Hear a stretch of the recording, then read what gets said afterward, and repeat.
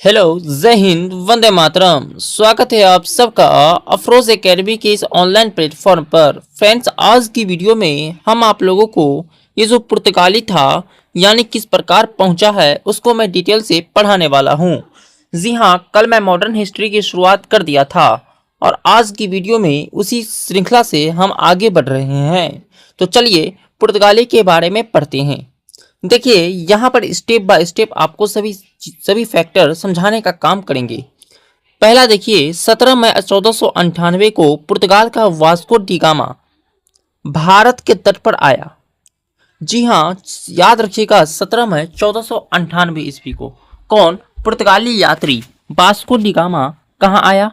भारत के तट पर आया। जिसके बाद क्या था कि भारत आने का रास्ता भी तय हुआ। इसी के बाद भारत आने का रास्ता तय हुआ तो असली जो यात्री होगा वो यही वास्को डी गामा हो जाएगा। ये कहाँ का था? याद रखिएगा, पुर्तगाल का रहने वाला था। उसके बाद कब आया था? तो 17 मई 1498 ईस्वी को। 17 मई 1498 ईस्वी को कहाँ आया?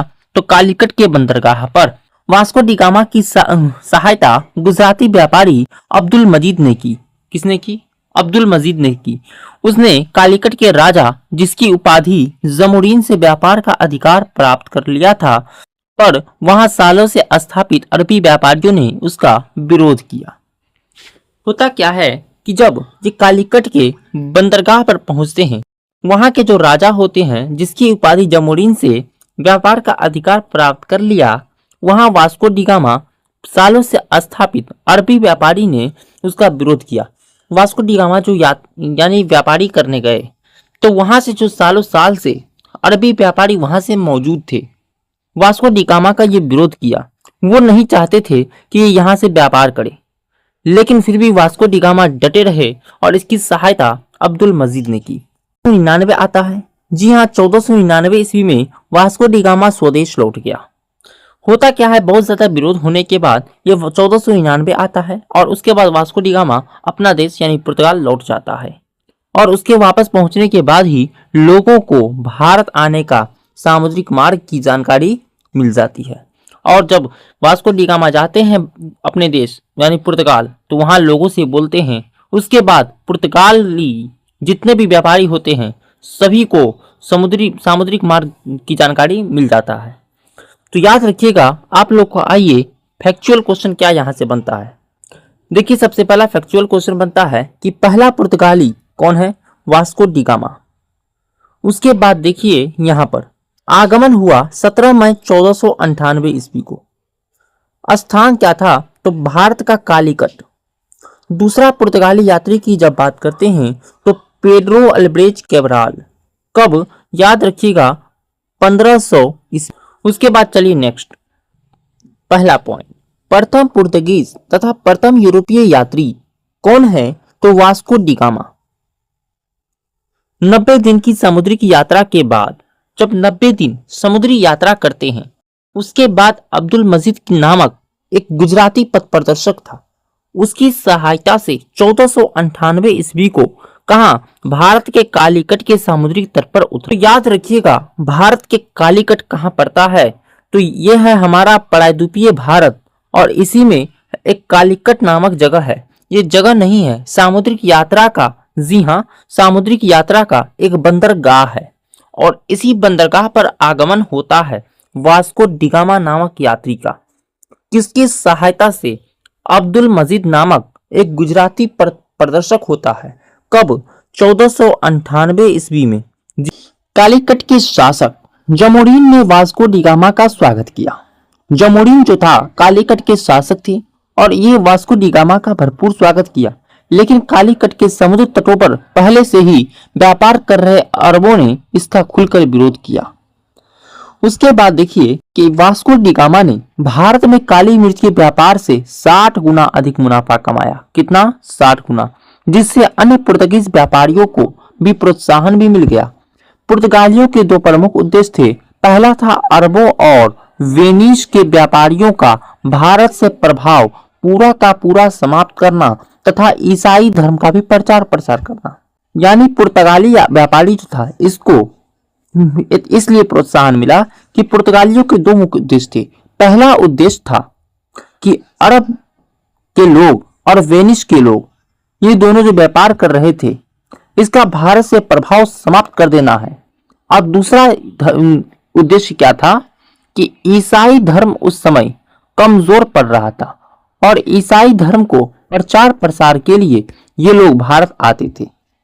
तो इसको भी प्रोत्साहन के लिए इन्होंने भारत पर अपना कब्जा जमाने को चाहा। लेकिन समय देखिए कि पुर्तगाली शासक के द्वारा पूर्वी व्यापार को विशेष प्रोत्साहन तथा शाही एकाधिकार प्रदान किया गया। उसके बाद पुर्तगाली सामुद्रिक साम्राज्य को एस्तादो द इंडिया नाम दिया गया। पुर्तगाली सामुद्रिक साम्राज्य जो था, जिसमें पुर्तगाली अपना पूरा शासन कर लिया, उस सामुद्रिक साम्राज्य को एस्तादो द इंडिया नाम दिया गया। उसके बाद next I Vasco D gamma के बाद भारत आने वाला दूसरा पुर्तगाली यात्री, जी हां, पेड्रो अल्ब्रेज कैब्राल, जो 1500 ईस्वी में था। होता क्या है कि वास्को डी गामा जब दूसरी बार भारत आते हैं, ये तो 1499 ईस्वी में चले जाते हैं। कब? 1499 ईस्वी में। लेकिन जब दूसरी बार भारत आने की बात आई तो 1502 ईस्वी में भारत कि पूर्वी जगत के काली मिर्च और मसालों के व्यापार पर एकाधिकार प्राप्त करने के उद्देश्य से पुर्तगालियों ने 1503 ईस्वी में कोचीन, भारत के जो कोचीन का इलाका है, उसमें अपने पहले दुर्ग की भी स्थापना की। नेक्स्ट चीज देखिए कि भारत में प्रथम पुर्तगाली वायसराय के रूप में फ्रांसिस्को डी अल्मेडा, जो 1505 से 1509 ईस्वी तक रहा, उसका आगमन हुआ। भारत में प्रथम पुर्तगाली वायसराय के रूप में किसका आगमन हुआ? तो याद रखिएगा, फ्रांसिस्को डी अल्मेडा। किसके समय में? तो यही पुर्तगाली के समय में। तो पुर्तगाली वायसराय भारत का कौन था? Francisco de Almeida. ये था अल्मेडा। अल्मेडा का नाम आप लोग याद रखिएगा।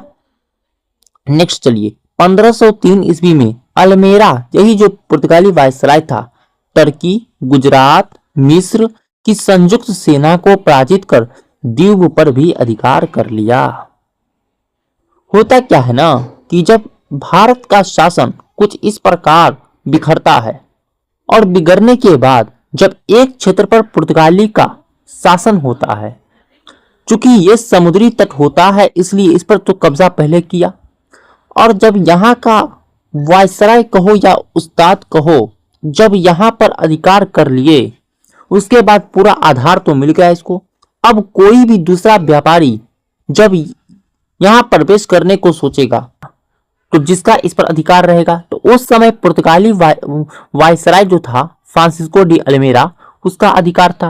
अब उसी के विचार से आते थे।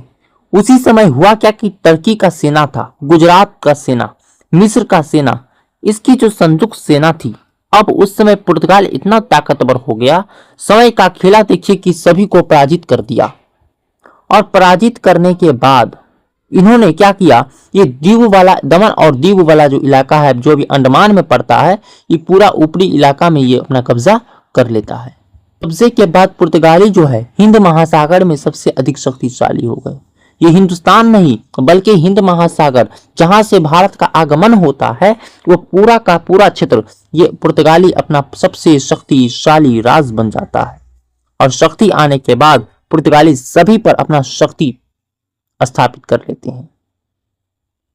कौन? तो पुर्तगाली वायसराय फ्रांसिस्को डी अल्मेडा का हाथ होता है। किस प्रकार कहानी चलता है आप लोग समझे। उसके बाद नेक्स्ट आइए, अल्फांसो डी अल्बुकर्क की बात करते हैं तो 1503 ईस्वी में स्क्वाड्रन कमांडर के रूप में आया और अल्फांसो डी अल्बुकर्क को भारत में पुर्तगाली साम्राज्य का जो वास्तविक संस्थापक माना जाता है। तो भारत तो सबसे पहले पुर्तगाली यात्री वास्को डी गामा आया, लेकिन याद रखिएगा भारत में पुर्तगाली साम्राज्य का वास्तविक संस्थापक कहे तो यहाँ पर किसका? अल्फांसो डी अल्बुकर्क का नाम आप लोग याद रखिएगा। अल्फांसो डी अल्बुकर्क को भारत में पुर्तगाली साम्राज्य का वास्तविक संस्थापक माना जाता है।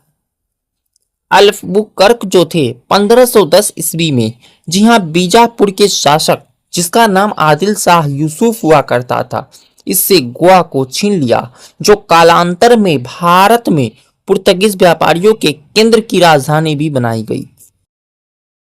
अब दमन और दीव पर तो इसका पूरा हो गया। अब इन्होंने क्या किया, छोटे से प्रांत जिसको गोवा कहते हैं, इस गोवा को भी छीन लिया। किससे? आदिल शाह यूसुफ से। और कालांतर में क्या हुआ, यानी उसी कुछ समय के बाद भारत में पुर्तगाली व्यापारिक केंद्रों की राजधानी भी बनाई गई। अब अल्बुकर्क ने 1511 ईस्वी में दक्षिण पूर्वी एशिया की व्यापारिक मंडी मलक्का और हुर्मुज पर अधिकार भी कर लिया। होता क्या है कि अल्बुकर्क जो 1511 ईस्वी में दक्षिण पूर्वी एशिया की जो व्यापारिक मंडी थी मलक्का और हुर्मुज पर यह अधिकार कर लिया। इसके समय में पुर्तगाली भारत में शक्तिशाली नौसैनिक शक्ति के रूप में स्थापित। साथियों, यहाँ क्रम देखिए कितना अच्छा चलता है। उसके बाद अल्फांसो डी अल्बुकर्क ने भारत में पुर्तगाली की संख्या में वृद्धि करने के लिए एवं उनकी अस्थायी बस्तियां बसाने के उद्देश्य से निम्न वर्गीय पुर्तगालियों को भारतीय महिलाओं के साथ विवाह करने के लिए भी। अब जो लोग व्यापार करने भारत आते थे उसको क्या किया कि अगर भारतीय लेडीज यानी जो इंडियन जो वोमेन थे उससे अगर विवाह करने पर उसको प्रोत्साहन दिया जाता था। अब उस समय जो वायसराय हुआ करता था अल्फांसो डी अल्बुकर्क हुआ करता था और अल्बुकर्क ने पुर्तगालियों की संख्या में वृद्धि करने के लिए भारत में, चूंकि भारतीय अगर स्त्री से विवाह कर लेता है पुर्तगाली, तो होता क्या है कि पुर्तगाली यहाँ बस जाएंगे और बसने के बाद यहाँ पर पुर्तगालियों का शासन बहुत अधिक, जनसंख्या में वृद्धि करने के लिए भी जो पुरुष अगर यहाँ के स्त्री से विवाह करते थे तो उसको प्रोत्साहित किया जाता था। इसलिए सभी पुर्तगाली जो भी व्यापार करने आते वो वापस नहीं जाते, वो यहीं पर भी विवाह कर लेते। अल्बुकर्क ने क्या किया, एक और दिमाग लगाया अपनी सेना में। जी हाँ, भारतीयों की भी भर्ती करने लगी। क्योंकि भारतीयों की भर्ती जब करेगा तो होगा क्या कि साथ देने वाला भारत का नहीं बल्कि पुर्तगालियों का हो जाएगा। इसी बात को करने के लिए इन्होंने भारतीयों की भर्ती खुलकर की। भारत आए जो पुर्तगाली वायसराय, समय बदला। अब समय आया 1529 से 38। इस समय भारत आए पुर्तगाली वायसराय जिसका नाम नीनू डी कुन्हा हुआ करता था। इन्होंने 1530 में कोचीन की जगह गोवा को राजधानी बनाया। अब नीनू डी कुन्हा होता है जो पुर्तगाली वायसराय होता है आगे चल के। इन्होंने सेंट थोमा यानी मद्रास का जगह है, बंगाल का हुगली और काठियावाड़ का द्वीप में पुर्तगीज बस्तियों की स्थापना भी की। उसके बाद देखिए पुर्तगीज वायसराय जो जोआज कैस्ट्रो ने पश्चिमी भारत के चाउल जो 1531, दीव 1532, सॉल्सेट और बेसिन 1536 और बंबई पर भी अधिकार कर लिया। नेक्स्ट देखिए साथियों, यहाँ पर आपको दिखाया जा रहा है कि पुर्तगाली जो पूर्वी तट पर कोरोमंडल समुद्री तट के मसूलीपट्टनम बंदरगाह का पुर्तगाली प्रयोग करते थे। यानी पुर्तगाली कभी भी पूर्वी तट के कोरोमंडल तट की बात करते हैं तो समुद्री तट के मसूलीपट्टनम बंदरगाह का पुर्तगाली, यानी ये मसूलीपट्टनम या मुसलीपट्टनम भी कहा जाता है उस समय, इसी का यही बंदरगाह का प्रयोग करते थे।